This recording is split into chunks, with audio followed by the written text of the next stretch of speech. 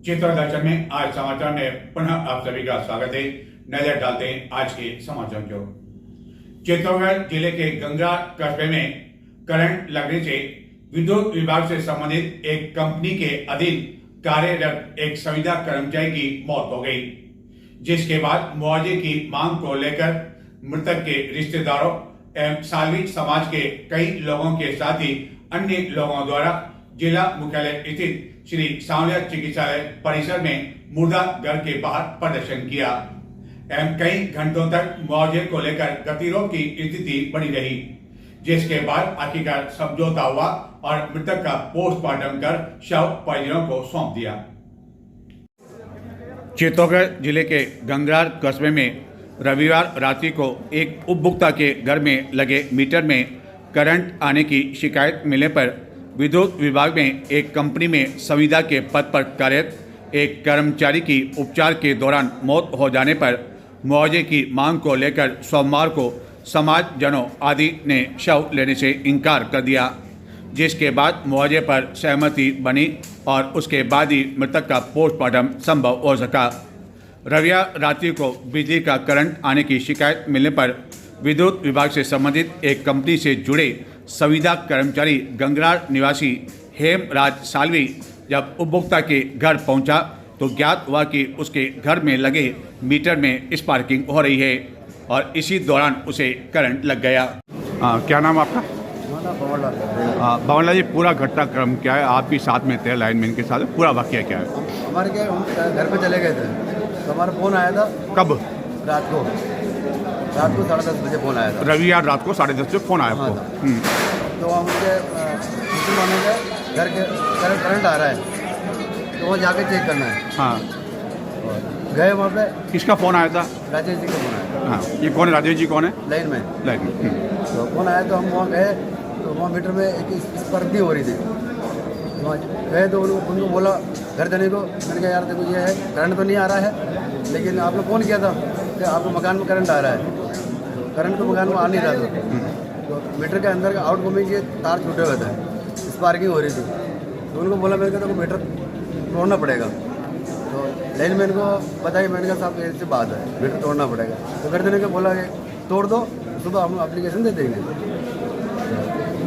Metre को मतलब फिलहाल से तोड़ के और वो केबल पकड़ा और हल्का से वायरिंग को ही करना था, जिसने वो हेमराज ने वायरिंग पकड़ा और जिसने उसको एकदम झटका। तो उस समय क्या लाइन चालू थी? हाँ? उस समय क्या लाइन चालू थी जब ये किया? लाइन चालू थी। तो जब आप जाते हैं काम पर तो शटडाउन तो करवाते होंगे ना, कि लाइन बंद कर दो, हम काम पर जा रहे हैं, तो वो क्या नहीं किया? वो LT का नाम एक मीटर में तार, खाली तार था खाली। हाँ, 11 का नहीं था वो। अच्छा, LT का था। तो उसमें भी जरूरत नहीं होती क्या? इतनी जरूरत नहीं होती, उसमें जरूरत होती ही नहीं है। इतनी जरूरत नहीं होती। तो उसकी क्या मौके पर ही मौत हो गई या अस्पताल ले गए या क्या रहा उसके बाद का? जैसे वो पड़ा वहाँ पे, हाँ। जितने मैंने उसको पकड़ा तो मेरे खुद ये झटका आ गया। तो मैंने केबल उसका हाथ में थी, झटका देके मतलब उस केबल को दूर कर दी मैंने। दूर करके पकड़ के उसको डायरेक्ट चबूतरी ले पे और उसे छाती दबाई और डायरेक्ट एक भैया और थे वो खड़े थे तो तुरंत मोटरसाइकिल बैठा के हम हॉस्पिटल लेके आए। हॉस्पिटल लेके आ गए तो फिर राजेश जी को फोन किया था, राजेश जी भी आ गए और काम है तो निसार भी था। हॉस्पिटल ले गए तो वहाँ पे क्या डॉक्टरों ने घोषित कर दिया या उपचार हुआ, इलाज के दौरान हुआ या वहीं? चित्तौड़ के लिए रेफर कर दिया था। हाँ, चित्तौड़ के लिए रेफर कर दिया था। चित्तौड़ के लिए रेफर कर दिया और फिर यहाँ उसकी मृत्यु हो गई।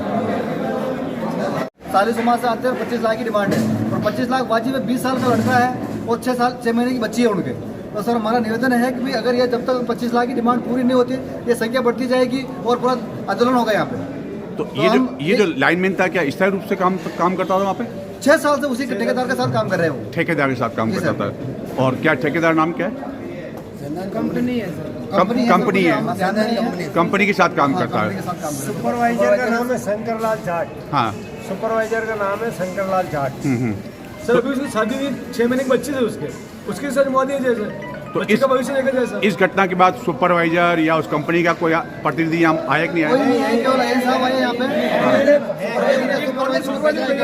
और जो भी वो वही काम करता, जो अपना बच्चा काम कर रहा था वही काम करता वो भी। हाँ हाँ, जो लोग फाल्ट निकाला काम करना उसको भेजा यहाँ पे। लेकिन कोई बड़ा अधिकारी कोई नहीं बड़ा आया। अधिकारी कोई नहीं है, केवल आयन साहब बेटे हैं, जैन साहब बेटे गंगरार से।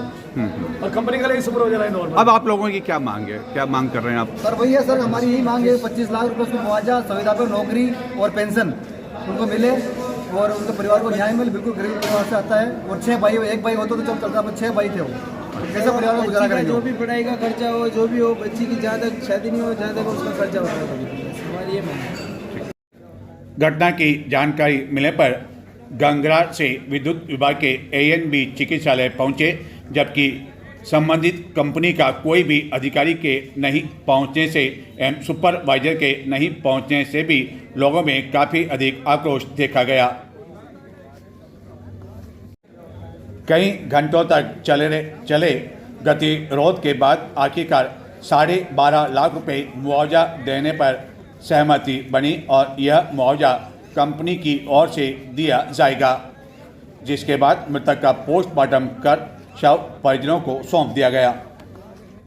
चित्तौड़गढ़ जिले के आकोला थाना क्षेत्र में गत 25 अगस्त की रात्रि को भील समुदाय के 3 युवकों के साथ कुछ जनों द्वारा मारपीट कर दी गई एवं इन लोगों का आरोप था कि यह युवक चोरी में लिप्त है, जबकि भील समुदाय के यह तीनों युवक भोपाल सागर क्षेत्र में एक सत्संग कार्यक्रम से भाग लेने के पश्चात जब अपने गांव लौटे थे तो बारिश होने की वजह से यह बीच में रुक गए थे एवं तभी वहां आए कुछ लोगों ने इनके साथ मारपीट की एवं उसके बाद आकोला पुलिस जब मौके पर पहुंची तो पुलिस की मौजूदगी में भी मारपीट की गई और इसका एक वीडियो भी सोशल मीडिया पर वायरल हो रहा है।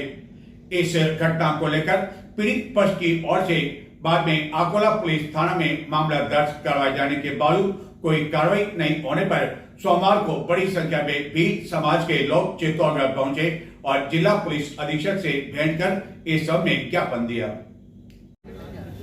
चित्तौड़गढ़ जिले के आकोला थाना क्षेत्र में गत 25 अगस्त को मावली क्षेत्र के 3 युवकों के साथ की गई मारपीट के मामले में पुलिस द्वारा अब तक कोई कार्रवाई नहीं किए जाने पर सोमवार को बड़ी संख्या में भील समुदाय के लोगों ने चित्तौड़गढ़ जिला मुख्यालय पहुंचकर अभियुक्तों को गिरफ्तार किए जाने की मांग को लेकर पुलिस अधीक्षक को ज्ञापन दिया एवं प्रदर्शन किया।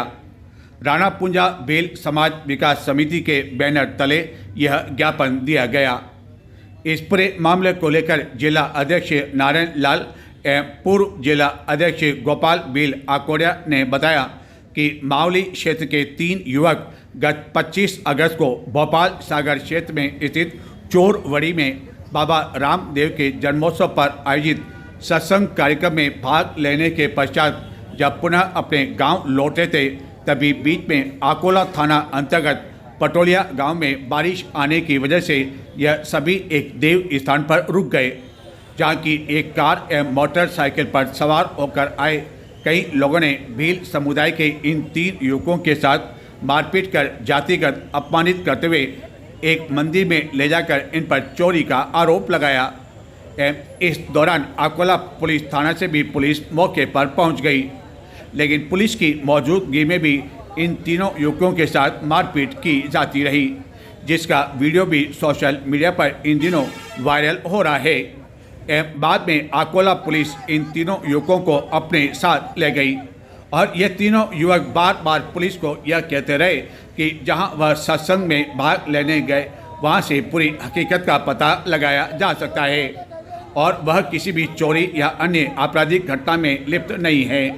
लेकिन इसके बावजूद आकोला पुलिस ने रात भर इन तीनों को आकोला पुलिस थाना में ही रखा और इस घटना के बाद पीड़ित पक्ष की ओर से उनके साथ मारपीट किए जाने वालों के खिलाफ मामला दर्ज करवाया गया, लेकिन अब तक कोई कार्रवाई नहीं। चित्तौड़गढ़ पहुंचकर प्रदर्शन किया एवं जिला पुलिस अधीक्षक से भेंट कर एक प्रतिनिधि मंडल ने ज्ञापन दिया। जिला पुलिस अधीक्षक मनीष त्रिपाठी ने इस सब में उचित कार्रवाई का आश्वासन दिया और पुलिस अधीक्षक से मिले आश्वासन के बाद यह धरना एवं प्रदर्शन भील समुदाय का समाप्त हो सका। इस संबंध में जिलाध्यक्ष ने बताया कि वो रवाना हुए तो सामने से एक अल्टो के अंदर 5-6 जने लोग आए और फिर बाइक के साथ भी और लोग आए और उन्होंने बोला तुम लोग कौन हो, यहाँ पर चोरी की नीयत से आए, ऐसा है। फिर इन लोगों ने परिचय दिया अपना और बताया कि हम चोर नहीं है, हम चोरबड़ी के अंदर सत्संग के अंदर अब भाग लेने के लिए आए और हम हमारे गांव जा रहे हैं मानखंड। इन्होंने बोला हम चोर नहीं है, आप हमारे साथ मारपीट मत करो। उन लोगों ने इनके साथ मारपीट की। इन्होंने बोला हमारे साथ मारपीट मत करो, आप चोरबड़ी गाँव में जाओ, जाँच पड़ताल कर लो और आसपास के गाँव में जो भी परिचित लोग हैं, प्रतिष्ठित लोग हैं, तो आप इनसे संपर्क कर सकते हो। लेकिन एक भी नहीं सुनी। उन लोगों ने इनके साथ जातिगत अपमानित करते हुए मारपीट की गई। पास में एक और सत्संग चल रही थी, वहाँ से भी सत्संग में भाग लेने वाले लोग आए, भीड़ और उग्र भीड़ ने इनके साथ मारपीट की। फिर इनको अल्टो में बिठा करके गांव के जो पटोलिया गांव के अंदर चार भुजा जी का मंदिर है, वहाँ मंदिर पे ले जा करके इनके साथ मारपीट की गई और इन्होंने बोला कि एक जने को साथ में लेके जाओ चोरबड़ी गांव से, वहाँ पे सत्संग चल रही, वहाँ से लोगों को लेकर वो बता देंगे। एक भी नहीं सुनी। फिर उसके बाद अकोला पुलिस थाने से प्रशासन आया, लेकिन पुलिस प्रशासन के आने के बाद भी उन लोगों ने इनके साथ मारपीट की। उसका वीडियो सोशल मीडिया पर वायरल हो रहा है। उसमें बाकायदा पुलिस प्रशासन है और पुलिस वाले कह रहे हैं कि भाई आप बोलो तो मैं इनको नहीं ले जाऊँ, तो मैं सौंप दूँ, गाँव को सौंप दूँ। उस उग्र भीड़ को सौंपने के लिए पुलिस प्रशासन बाकायदा बोल रहा है, उसका वीडियो है। और एक वीडियो और भी हमारे पास है जिसमें वो लोग जो सत्संग में भाग लेने गए, चोरबड़ी के अंदर बाबा रामदेव जी की सत्संग थी, वहाँ पर वो भजन गा रहे हैं, उसका वीडियो भी है और मारपीट कर रहे हैं, उसका वीडियो भी है। तो आगामी 5 सितंबर को चित्तौड़गढ़ में ईद मिलादुन्नबी का जुलूस निकाला जाएगा। यह जुलूस मीरा मंच से आरंभ होकर नगर के मुख्य मार्गों से होकर गुजरेगा। ईद मिलादुन के दिन को सूखा दिवस घोषित किए जाने की मांग को लेकर अंजुमन कमेटी की ओर से जिला कलेक्टर को एक ज्ञापन सोमवार को दिया गया। आगामी 5 सितंबर को ईद मिलादुन्नबी पर्व के दिन सूखा दिवस घोषित किए जाने की मांग को लेकर अंजुमन कमेटी की ओर से जिला कलेक्टर को एक ज्ञापन दिया गया। ज्ञापन में कहा गया कि पूर्व में भी इस दिन को सूखा दिवस घोषित किया जाता रहा है। हाँ सदस्य साहब, किस मांग को लेकर आप यहाँ एकत्रित हुए और ज्ञापन दे रहे हैं? अपन तो साहब ये सूखा दिवस के लिए हम ज्ञापन दे रहे हैं क्योंकि सलाह उसमें की पैदाइश का 15वां साल ये है उत्सव और इसके लिए हम चाहते हैं कि शराबबंदी के लिए हम ज्ञापन देने आए और सूखा दिवस घोषित किया जाए। और पूर्व सरकार ने भी इसको अमल में लाई है, गहलोत सरकार का टाइम हुआ है, उसमें सूखा दिवस घोषित किया गया है। चित्तौड़गढ़ में सोमवार को बारिश के काफी दिन आसार भी बने। आकाश में घनघोर घटाएं भी छाए रही, लेकिन बारिश नहीं हुई। जबकि चित्तौड़गढ़ के समीप स्थित बस्सी में रविवार को काफी देर तक तेज बारिश हुई। लोगों के अनुसार इस बारिश का लोगों ने जमकर आनंद लिया, क्योंकि इस तरह की तेज बारिश कई दिनों बाद बस्सी में देखने को मिली।